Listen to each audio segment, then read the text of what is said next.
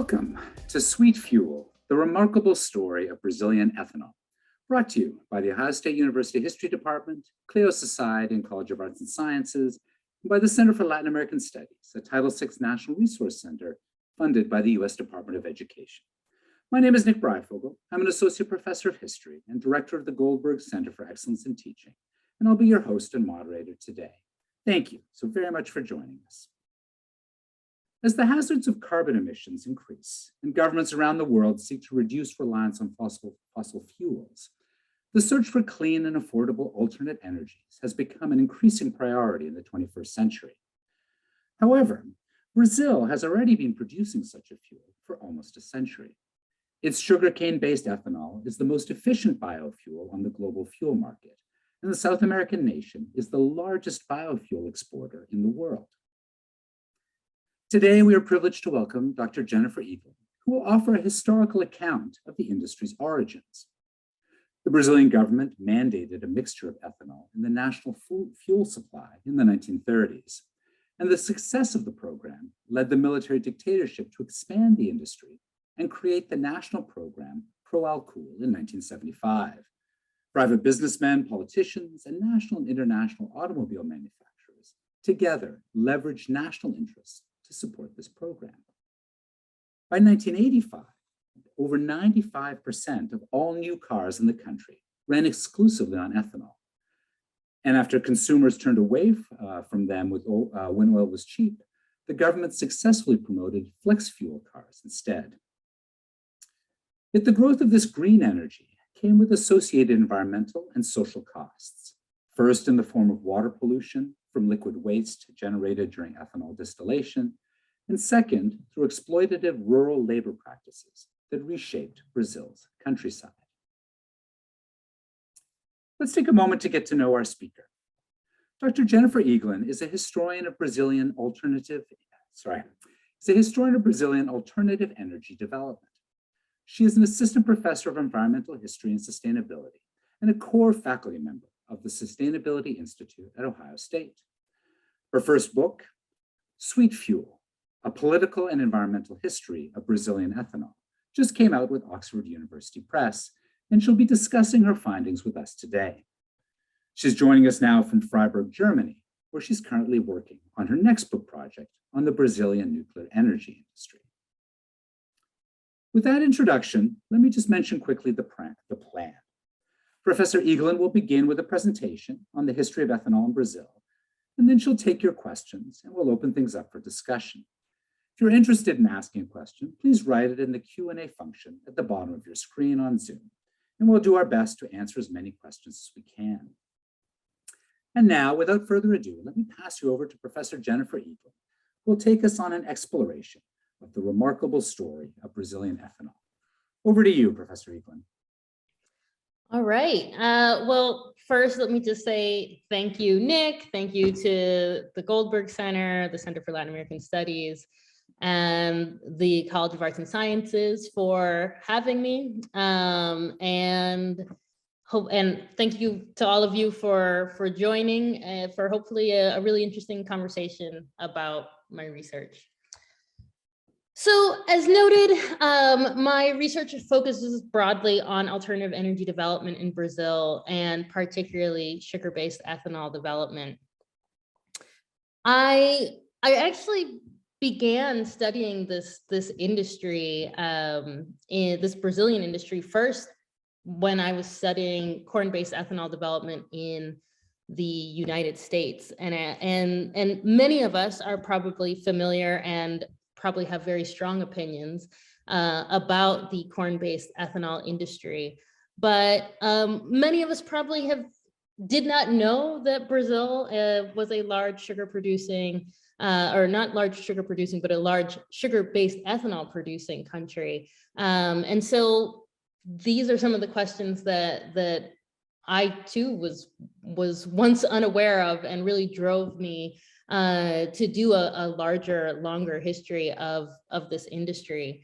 And really what I found was that that Brazil's experience with ethanol goes way further back than I had really expected, and that ethanol has been a very important part of Brazil's energy infrastructure for large parts, most of the 20th century, and in ways that have become very normalized, and present very interesting examples or lessons about what energy transitions of the present and the future might look like as we search for alternatives to petroleum to power our vehicles in our climate-ridden world.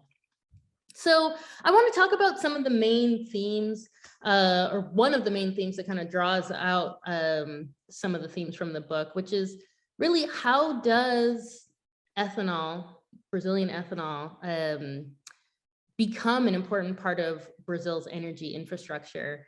And how does it actually get the image of being a green industry? Because one of the things I really found is that celebratory accounts of ethanol, because of its lower carbon emissions than petroleum, often leave out the more complicated history of what actually bringing this energy to a large scale commercial market really involved, and what were some of the costs that came along with it. So for my talk today, we're going to start by just a brief introduction to Brazil, and then I'm going to talk a little bit about, give a brief introduction of ethanol itself, and then kind of jump into this particular history.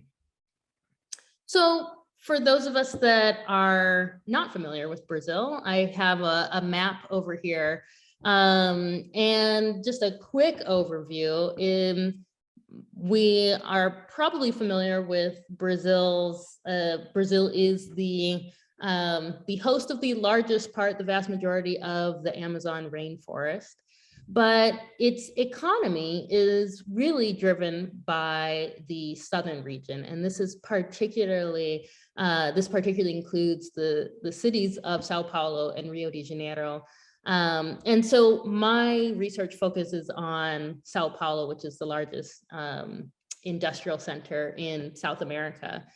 So Brazil, it was founded, quote unquote, it was became a colony of Portugal in the 1500s, after which its history was really closely tied to sugarcane for most of its history, as a major agricultural product. And so really after its colonial inception, sugar comes to define Brazil's economy for centuries. And actually Brazil was the largest producer and exporter of sugar in the world for a couple centuries. And so these are some of the ways that sugar in Brazil has been a foundational part of Brazilian society, and earns an important part in its political structure as well, right? So, so as sugar eventually is going to be unseated by other agricultural and mining products that come to really drive the Brazilian economy in the 17th, 18th, and 19th century, which includes gold, rubber, and actually in the 19th century and well into the 20th century, the leading agricultural export in Brazil was coffee. And so even as these other products become really important, and actually sugar, the sugar industry starts to struggle, where they really lose the kind of international market to other regions, particularly other countries in the Caribbean that become large sugar producers. Even as Brazil's sugar industry loses that important place internationally, domestically, Brazil's sugar industry and sugar producers still hold a very significant political power in the country. And so this is actually really linked to the foundations of how Brazil's sugar ethanol industry really is created. So as the sugar industry is struggling, particularly by the beginning of the 20th century, it's really lost the export market, and it's overproducing sugar on the domestic market. And so sugar producers are going to push the Brazilian government for some kind of economic help as this industry is really spiraling. And so ethanol becomes part of that solution. So a quick little background on ethanol. Ethanol, or ethyl alcohol, and as it's known in Brazil, alcohol, it can be distilled from any starchy agricultural product, whether that be corn, potatoes, grapes, or sugarcane itself. In the basically in this production process for producing ethanol from sugarcane. And I always like using this picture because it kind of illustrates like how this is what sugarcane actually looks like. You crush the cane, and then from the cane, like you have the cane juice on the inside, and that really becomes the product from which so many other products are produced in the sugar and ethanol industry. So you could mill it into sugarcane, or you can use the cane juice or molasses, another byproduct, to you add yeast and you distill it. And low grade distillations of this product, it really is drinking alcohol, like rum or cachaça, a very popular sugar alcohol in Brazil. And high grade distillations are potent enough to run engines. So the technology to use ethanol as a fuel has been around basically as long as the internal combustion engine has. And early supporters of using ethanol rather than petroleum to power vehicles included Henry Ford and Thomas Edison, among others. And another interesting part of this history is Brazil is going to start investing in ethanol, but actually Brazil is not the only country that invests in developing ethanol as a fuel option in the early 20th century. So actually Germany and France are going to be really centers of ethanol development at the beginning in the early 20th century. And what's notable about this, why would these three countries be important investors in ethanol? And it's really that all three of these countries are not large, or did not have large oil reserves. And so as petroleum is becoming a more important part of industrialization, as automobiles are becoming a more important and more popular global products, countries around the world started to say, well, if we don't have oil reserves, what are we going to do to be able to compete, to be able to work with these products, right? And so in the Brazilian case, really globally, this becomes a particular point of angst for governments in the 1920s after World War I, where oil, petroleum, and vehicles had become a very important part of this conflict, or at least access to this energy was a very important part of the war. And so the Brazilian government is going to begin investing in state-sponsored research on the use of ethanol, sugar-based ethanol, in automobiles in the 1920s. And the research that these Brazilian researchers found was that ethanol could be mixed in cars mixed with gasoline at a rate of up to about 20–25% without having to make any changes to the engine, and without damaging the car or the automobile.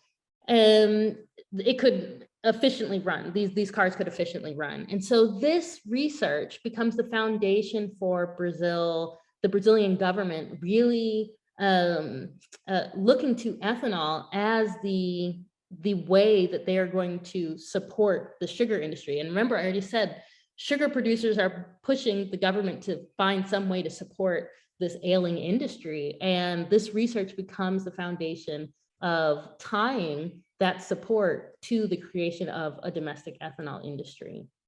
So they do this in two ways. In 1931, the Brazilian government is going to pass a 5% mandated mixture of ethanol in the national fuel supply. And then in 1933, they're going to create the Institute for Sugar and Ethanol, the Instituto de Açúcar e de Álcool. And so this really ties the future of the sugar industry to creation of a domestic ethanol industry where sugar producers that had been overproducing sugar for export could then redirect that sugar toward, or at least redirect that cane toward domestic ethanol production.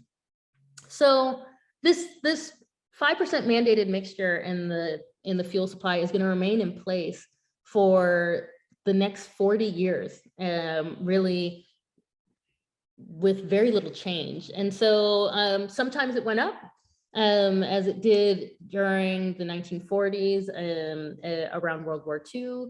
And actually, this mixture is going to sustain even when domestic politics are going to kind of attack this ethanol initiative, this ethanol incentive, such as in the 1950s when Brazil, which finally found domestic oil reserves in the late 1930s, and in the 1950s finally found its own national petroleum industry, Petrobras. The Petrobras officials are going to increasingly say, we don't need this mixture. And here's where sugar producers, private sugar producers are going, again, their political influence and their political power is going to help sustain this mixture in the national fuel supply, even when it becomes unpopular. This also sustains as Brazil moves from a democratic government to a military dictatorship in the 1960s, as a new military or a faction of the military is going to lead a coup in 1964 and implement a military dictatorship, which was supremely focused on economic growth and economic development. And so these are some of the ways that ethanol manages to remain in this, a small part of Brazil's energy infrastructure for decades. But it's not until, it's worth noting that they're not going to expand this ethanol industry really extensively until the 1970s. But the 5% mandated mixture does mean that the ethanol industry continues to grow, and with it, so does its environmental footprint. So in this production process of producing ethanol, like I said, you're distilling it to really high levels. And in the distillation process, for every liter of ethanol produced, there's 10 to 16 liters of this other liquidy byproduct that comes along in this production process. And that byproduct is called vinasse. So what is vinasse? It's made up of, it's a really acidic, really smelly, kind of pulpy, liquidy product, and that, again, it was actually made of mostly organic material. Well, actually, no, mostly water, 90% water, and about 7 or 8% organic materials, which includes calcium, potassium, nitrogen, phosphorus, etc. And so for the most part, as this mandated 5% mixture is helping support the expansion of this ethanol industry, increased ethanol production also leads to increased production of this byproduct, which for the most part, producers just dumped in local waterways. And perhaps we are familiar with the fact that dumping large amounts of organic materials in waterways causes algae blooms that led to numerous environmental and public health issues. So these are all some of the ways that by the 1970s, the ethanol industry was actually was well known to be a very polluting industry. It was one of the most polluting industries in the state of Sao Paulo. And so despite all of this, and actually it's really local communities that are going to push the government to increase regulation of the ethanol industry to make sure that they're not destroying their local waterways. Despite this, really enforcement is very weak. And so ethanol, even by the 1970s, has this kind of checkered environmental history. But despite all of these challenges, ethanol is actually going to increase its importance in the Brazilian ethanol infrastructure in the 1970s,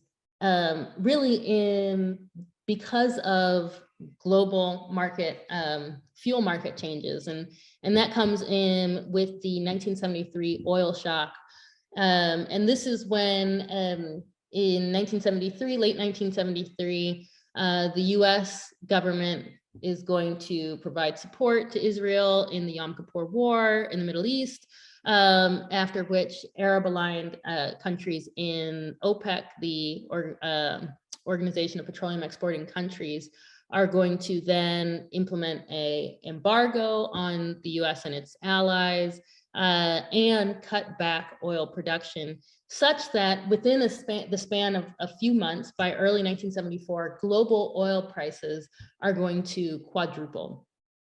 And with that, for a country like Brazil that actually still relied on foreign oil for 80%, about 80% of its oil consumption, this has an immediate and a long-term impact on Brazil's economic outlook.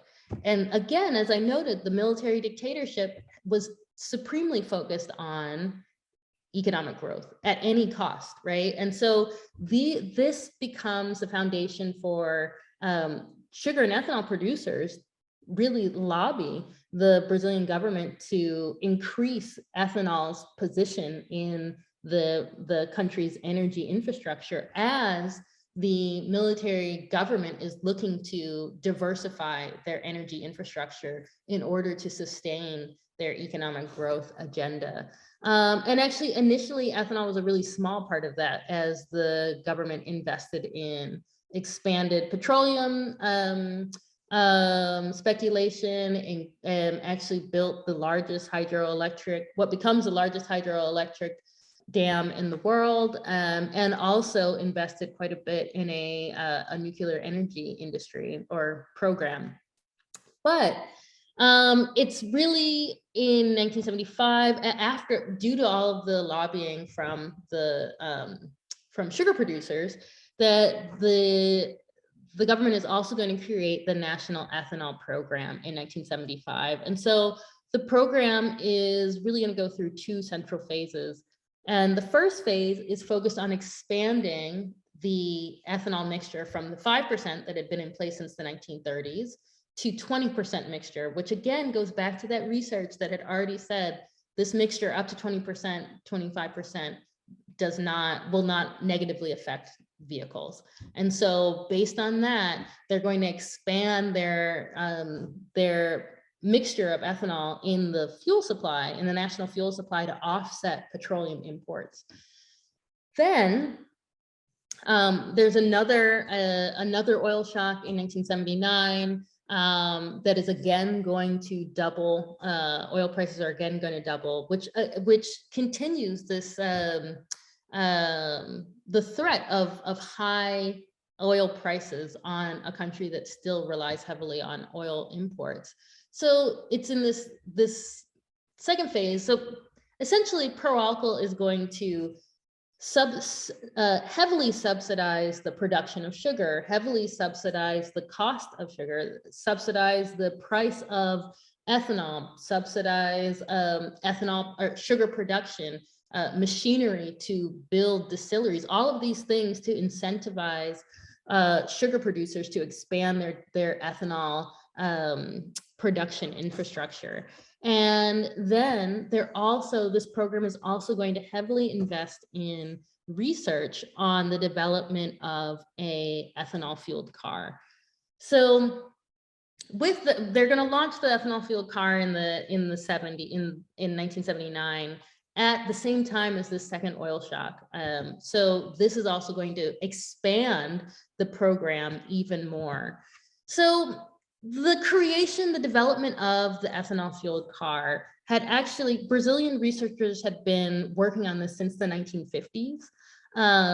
And so in the 1970s, I mean, one of the key issues is researchers in Brazil found that ethanol above 25% in standard low compression gasoline powered engines were highly corrosive and created all of these other problems. So you needed to adapt the car, adapt the engine to be able to run on ethanol. And so what researchers found was that high compression engines ran at levels that were comparable to high compression engines with ethanol ran at levels comparable to low compression engines with petroleum.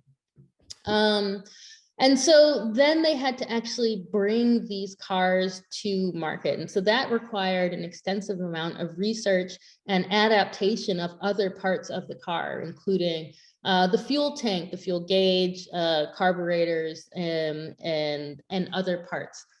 So with the assistance of researchers at Volkswagen of Brazil and also at Volkswagen in Germany, they're going to successfully adapt these cars for commercial sale. And so actually the first ethanol fueled vehicle to come that was available for commercial consumption was the Fiat 147.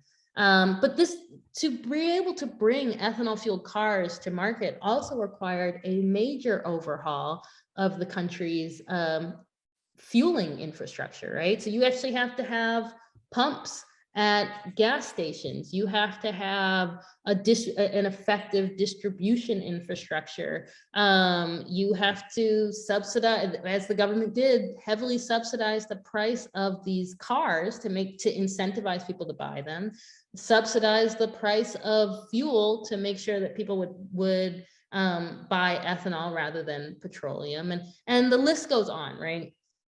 All of these things are very expensive, but ended up being very effective. So this is actually a table of car sales in the 1980s. And so the car first came to market in 1979, and with all of these incentives that I've mentioned, the ethanol fueled car is going to very quickly overtake the Brazilian domestic car market. And by 1985, over 95% of all new cars on the road ran exclusively on ethanol. So in a lot of ways, this was considered a massive success, right? You've effectively changed the fuel infrastructure in a matter of years.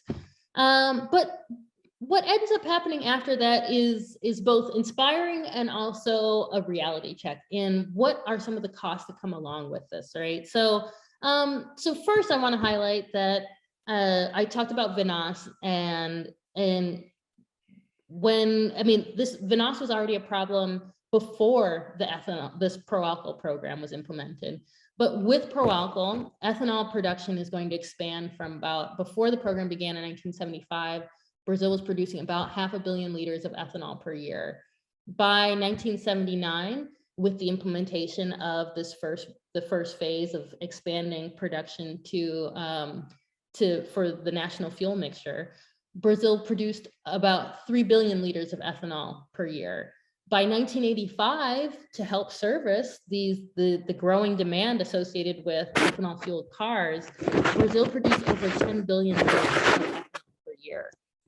A conservative estimate means that Brazil was at minimum producing 100 billion liters of vinasse per year by 1985. And they already were having problems with this. And so then the question became, well, what are we going to do with all of this? And really, lots of reports at the beginning of the program in the mid 1970s said this ethanol program is going to be an ecological catastrophe because of vinasse dumping. And so what really ends up happening is with increased government oversight and actually innovation within the industry is going to repurpose vinasse, which, as noted, is an organic material laden liquid, and particularly a nitrogen laden liquid, is repurposed as a fertilizer alternative. And so this is another way that then this is sold. And also they're going to dehydrate this liquid and use it as a animal feed, much like corn-based corn syrup in the United States. And so diversifying the uses of this byproduct becomes is considered a technological solution now. And I did interviews with executives in the industry, and they said, "Oh, we fixed that vinasse problem decades ago. That's no longer a problem." And that's not entirely true. I mean, oversight becomes a very important part of enforcing the diversification of this product, but or diversified uses of this product. But it's actually still very expensive to store the product and to reprocess the product. And so to this day, actually, storage and waste issues continue to exist within this vinasse market, and in ways that illustrate some of the continued costs, environmental costs that came along with this large scale application of an alternative fuel industry. So in that context, the question kind of becomes, how does this thing become a green energy then, right? Why do we think of it as an environmental boon or a potential environmental boon? And a lot of that has to do with research that came out in the 1980s, where researchers at the University of Sao Paulo started studying the impact of ethanol-fueled cars on air quality in urban centers, particularly in Sao Paulo, in the 1980s. And what they found was ethanol-fueled cars released about 70% less hydrocarbons than gasoline-fueled cars. They released about 13% less nitrogen and about 65% less carbon monoxide. And so these findings became the foundation of reimagining this ethanol industry that had actually already had all these environmental issues, but reimagining it as an environmentally positive product. And so here's a quick illustration of what happens as ethanol fueled cars are actually going to lose the market for a series of reasons, some of which include the collapse of oil prices in the mid-1980s, environmental limits of sugar expansion, as droughts are really going to plague the Sao Paulo region and affect ethanol production. And so ultimately, consumers are going to increasingly lose confidence in ethanol fueled cars. And as consumers are losing confidence in ethanol fueled cars, the sugar industry and the government are going to promote a new approach to ethanol promotion. And this is what this ad illustrates. So it says, with the ethanol fueled car, you can help depollute the air of your city. And so this is an ad from the early 1990s, and it's a picture of the Sao Paulo skyline with the universal sign for toxicity, being the skull and bones embedded in the smog-filled sky. And the ad goes through and lists all of these things, these environmental benefits that come along with driving ethanol fueled cars. And so these became this promotion, even as ethanol fueled cars lost the market in the 1990s, became the foundation upon which ethanol is going to be able to remain an important part of Brazil's energy infrastructure. And then in the 2000s, in 2003, Brazil is going to launch the flex fuel car, which runs on any combination of ethanol and or gasoline. And so this flex fuel car was really the extension of the ethanol fueled car, and the marketing of ethanol as a green fuel that was able to sustain through the 1990s becomes the foundation of promotion of ethanol in the 21st century as a low carbon fuel of the present and potentially of the future. So we've come to the end. I want to show one last slide just to get conversation started. And this is actually a picture of Brazil's greenhouse gas emissions of the last 30 years. And one of the things I want to highlight, so this illustrates agriculture is the yellow line, land change and deforestation is the green line, and the red line or the red blocks are energy. And so one of the interesting things that happens in Brazil with ethanol, and you can see this particularly here in the 1990s, Brazil has a very low carbon emission rate linked to energy, but an incredibly high carbon emissions linked to agriculture and land change. And so how does the costs of an energy transition, of having low carbon emissions in their energy infrastructure get deferred to other sections of the economy, particularly to land change and agriculture, through this kind of energy transition? And so I leave that as a little food for thought when we think about what were the costs, who paid the costs of Brazil's energy diversification. Jennifer, thank you so very much. That was just a fascinating kind of exploration of the history of this story and of this kind of remarkable and in some ways really kind of unusual story of ethanol production in Brazil. And so thank you so very much. We'll open things up for questions from folks who are here in the audience. And if you have a question, please just type it into the Q&A, and I will ask them away to Professor Eaglin here. We got a few questions that came in during the registration period, and so I wanted to kind of start off with a couple of those, particularly, I guess, just sort of starting with the sense of the kind of place of, you told this great story of Brazil, the place of this story in the larger kind of energy story of across the world, and in particular, I guess two questions that we've had that have come in. One was, have other parts of the world mirrored this or mimic this? Have other parts of the world tried to produce a similar type of kind of ethanol based kind of fuel system based on sugarcane or in particular? And given that this is a kind of sugar kind of based system, are there lessons for biofuels globally that you can take away from this particular story? I mean, obviously in the US, we're very kind of corn focused in that regard, but are there things to learn in this, or lessons from this that other countries exploring ethanol in its various forms could learn from? Yeah. Well, thank you so much for those questions. Has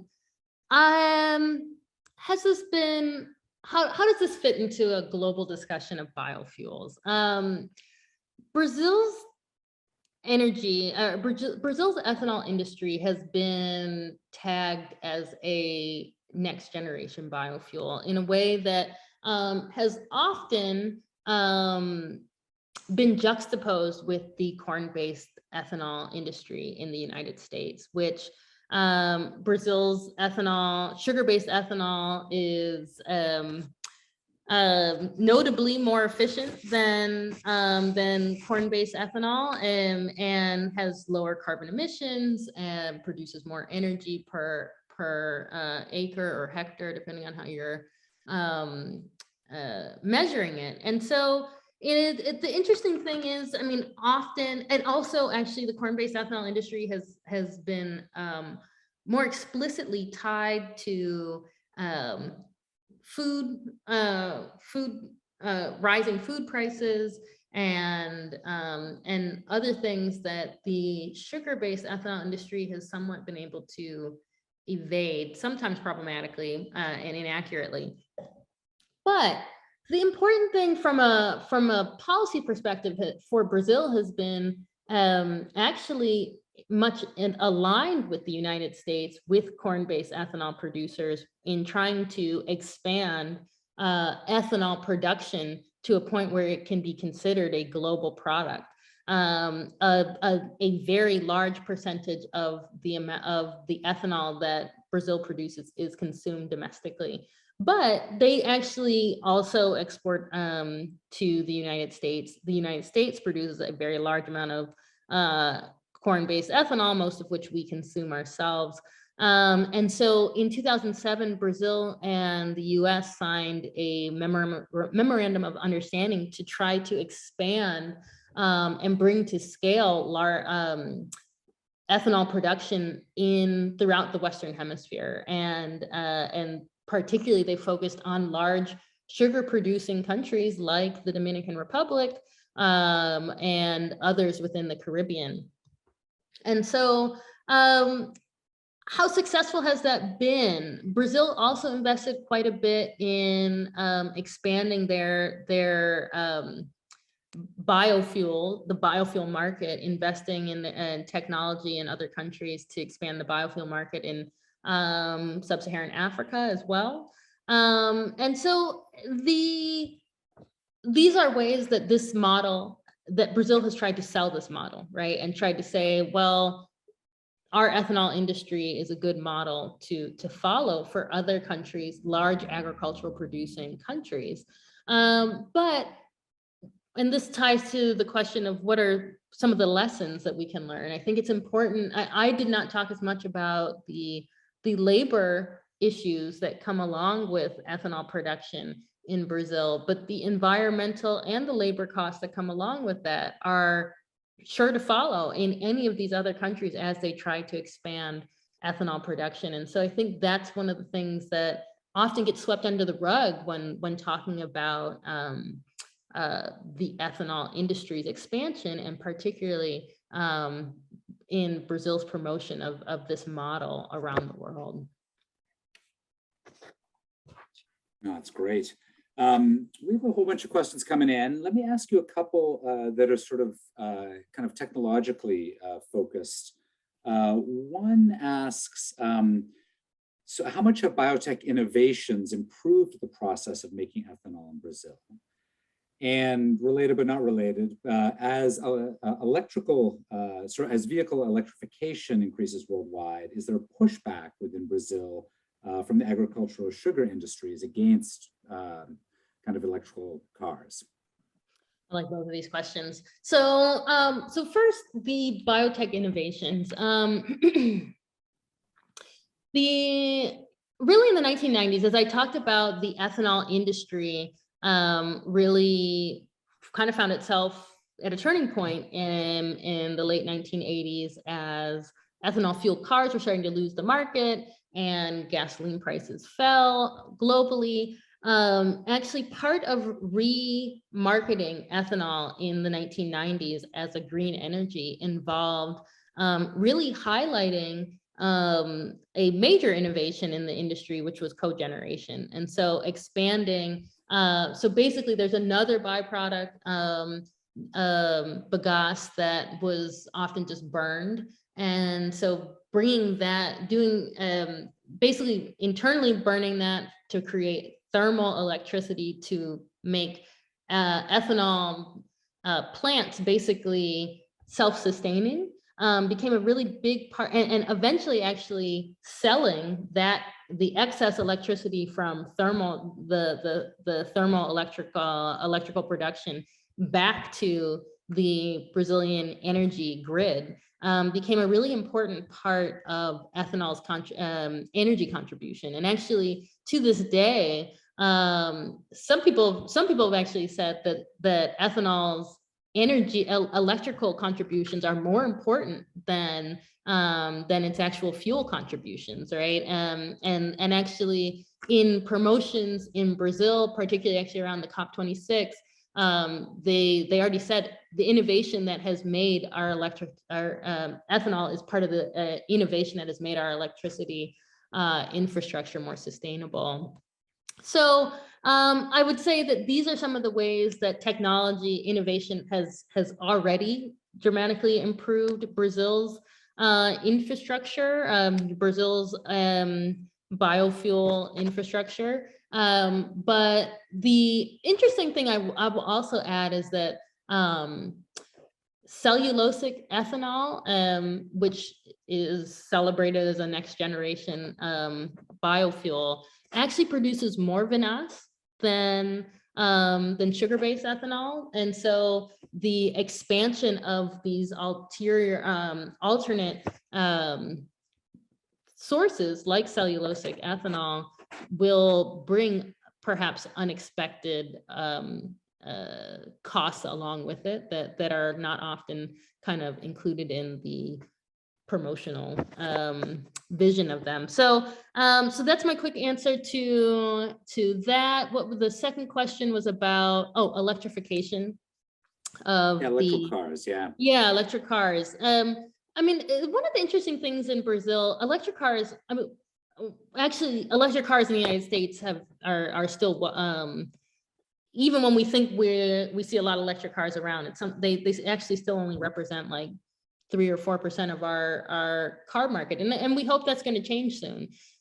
It represents an even smaller part of Brazil's car market, and ethanol producers and car manufacturers have really been trying to develop hybrid cars that might be able to run exclusively on ethanol and electricity rather than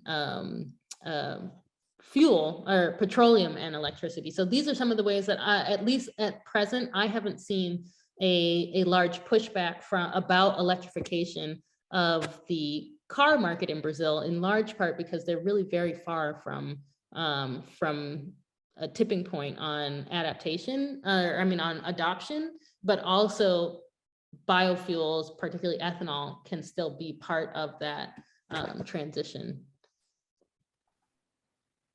We have several questions about deforestation. And so our audience is very curious to know, so how much, both historically and today, of deforestation is the result of sugar production, or particularly sugar production for ethanol purposes. And when policymakers in Brazil talk about sustainable biofuels and this sort of thing, are they taking into account forest protections and this sort of thing?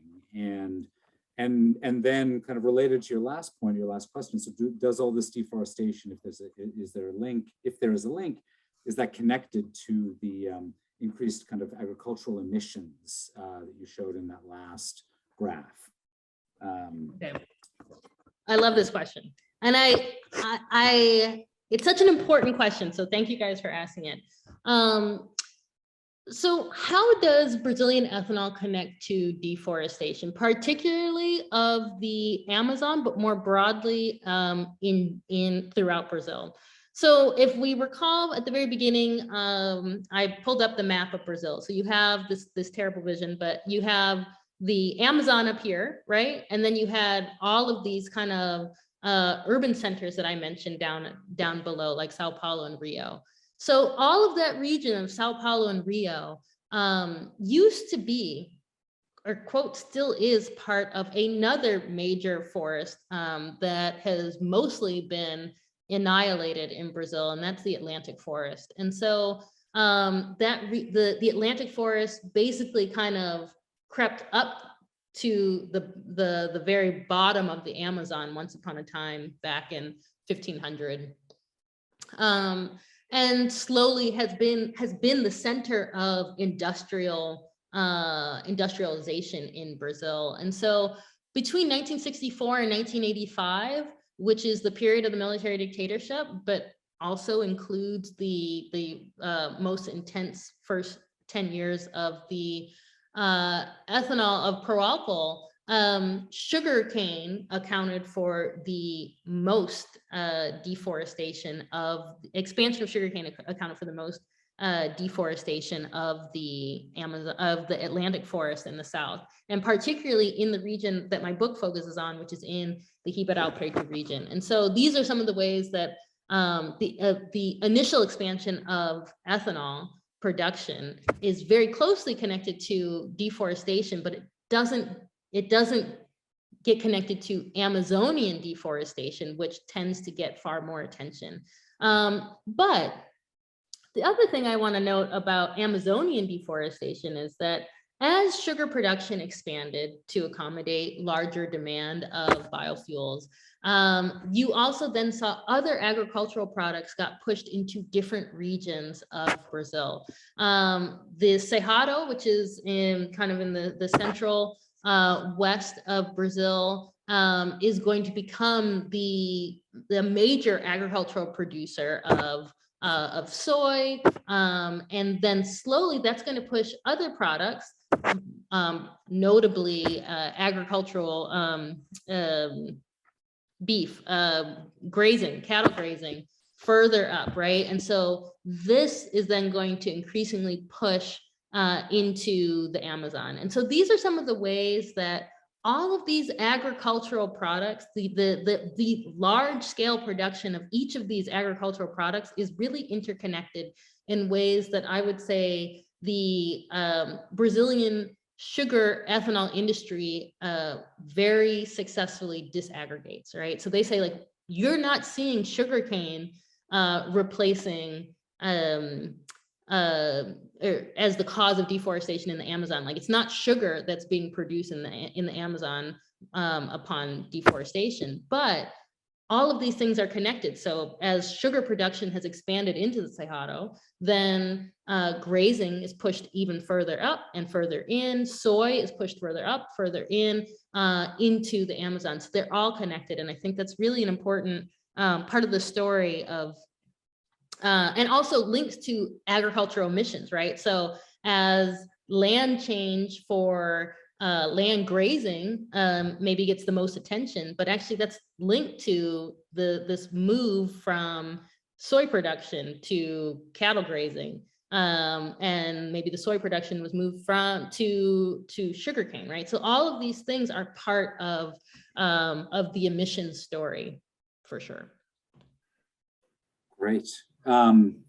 Let me give you two quite different questions, but I'm going to give them to you together just and just in the kind of last sort of 5 minutes we have here. I thought I'd throw them both out and you can kind of tackle one or both in whichever ways you'd like to. The first actually has to do with the kind of questions of labor issues. We have a question: what specifically are the labor issues?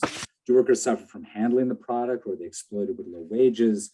So perhaps you could say a few words about the labor issues. And then the other question, which is which sort of takes you off into the new research you're currently doing, but is could you connect a little bit the discussion, today's discussion about Brazilian ethanol to your recent work on the country's nuclear energy development projects and the ways in which those are linked. So yeah, two different directions, but I think really great questions. Awesome. I like both of those questions. So thank you for the labor question. I could have done a whole presentation exclusively about the labor question. I talk about it quite a bit. I mean, first of all, when I talk about labor, you have to connect it to Brazil's long history of exploitation in the name of agricultural production, right? And so from its foundation, sugar production brought in large amounts of enslaved labor to work these sugarcane fields, and the expansion of Proálcool really drives another expansion of exploitative labor relations that have really been connected to Brazil's long history. Particularly, I talk quite a bit about the ways that Proálcool, the program, really could not have succeeded without the legal support provided by the military dictatorship, by the military government, of kind of undercutting some of the labor laws that had already been in place to protect workers. And this is really through a loophole to allow temporary labor, right? So they're able to avoid a lot of labor laws by using short-term labor, seasonal laborers. And so these are a lot of the ways that then this is linked to movement across the entire country, of the migration of laborers from the northern region down to the southern region, also from the interior into the state of Sao Paulo to work in the cane fields. I also talked quite a bit about how they were actually able to organize, and the ways that that they were explicitly limited. I see that we're running out of time, so I'm going to jump to the other question. So ethanol and my nuclear project. Right now, one of the things I'm really talking about is the military government's diversification strategy, and how that was intricately connected to an exploitation of natural resources, that in Brazil, in the ethanol case, that relates to water exploitation and land, and then also in the nuclear case, that really actually relates quite a bit to water, and that's really a lot of what I'm working on right now. So yes, I will jump out, but I love those questions. Thank you so very much. We have put you through your paces. I want to thank you for giving us your time today to take us through this marvelous kind of research and all these findings that you've discovered in this incredible story, this really remarkable story of Brazilian ethanol. So thank you. And I want to thank all of you in the audience for joining us today. And I'm sure you join me in thanking Professor Eaglin for sharing her expertise and her passion for history. Perhaps we can give her a big virtual round of applause. Thank you, thank you. We'd also like to thank the College of Arts and Sciences, especially Maddie Kerma and Jade Lack, also the History Department, the Harvey Goldberg Center for Excellence in Teaching, Clio Society, the Center for Latin American Studies, and the magazine Origins, Current Events and Historical Perspective for their sponsorship. And once again, thank you, our audience, for your excellent questions and your ongoing connection to Ohio State. Thank you for joining us today. Stay safe and healthy, and we'll see you next time. Thanks so much. Bye-bye.